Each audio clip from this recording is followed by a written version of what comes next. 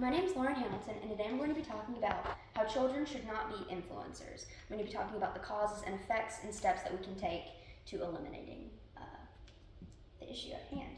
So, starting off, despite the risk of child exploitation, researchers at the new Edith Cowan University, or ECU, found that an increased number of parents are managing their kids as paid social media influencers.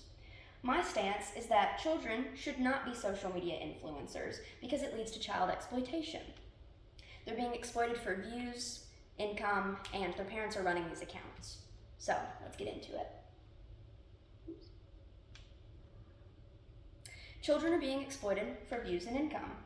Proof that this is happening comes from a www.abc News article regarding a child from a previously disbanded family vlogging channel, 8 Passengers, Sherry Frankie.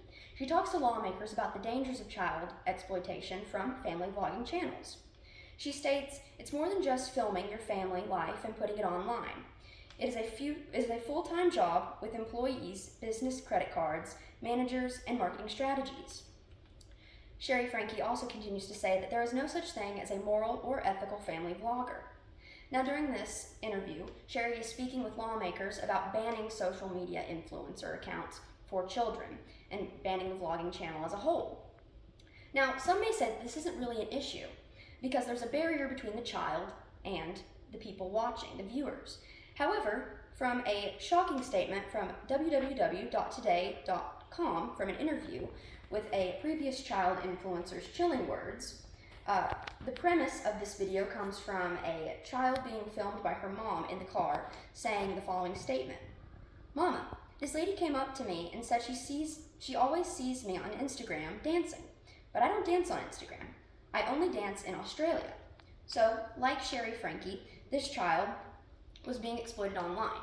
However, this child had no knowledge of being exploited. Her mother, instead of doing what I would think most parents would do, taking the child offline, put her child back online for more views and exploitation. Now, when we look at this issue and we address it effectively, these are some steps that we can take. So, children under the required age limit for social media platforms should not be an influencer. That's my stance. This means starting at the source and banning family vlogging channels. Because it's hard to gauge the consent of the child based off their quote-unquote bosses, here's some steps that we can take as viewers to prevent the issue from further occurring. First, we've got to stop watching family vlogging channels that mainly consist of children. Second step, encourage your friends, family, loved ones, do the same. Just stop watching them because the less revenue that they get from videos, the less likely they're to post their children. Step 3, we got to advocate for children's rights. And this follows step 4, by helping to pass bills and effectively laws to banning child exploitation from vlogging families. Sherry Frankie, like we said before, was from the 8 Passengers vlogging family. Her family has strived to ban family vlogging channels as a whole. According to www.dailycitizen.focusonthefamily.com, Utah family vlogging bill passes committee after Frankie family testimony. Now, some say that this isn't a very effective way of stopping an issue because there's no real laws in place yet. However, I think the shocking words from these vlogging kids is enough to profoundly make change, and that there should be resources in place for these kids to reduce the exploitation. Now, if we work to ensure the child's best interests at hand, we can take steps to protecting them from the dangers of social media and make this safer for future generations. So, I want you to imagine a life without children being exploited online. They're not circus performers, they're not being exploited on their daily lives, whether their choice or not. They're just having a normal childhood.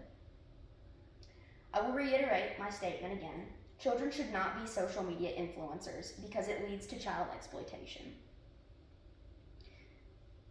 We should take a stand because if we don't, more children will be exploited. However, if we take the stand, we're reducing that number and promoting a healthier child environment. The evidence is clear to call to action on the only way to prevent more children from being exploited for profit and views. Let's, together, bring back a social media-free childhood.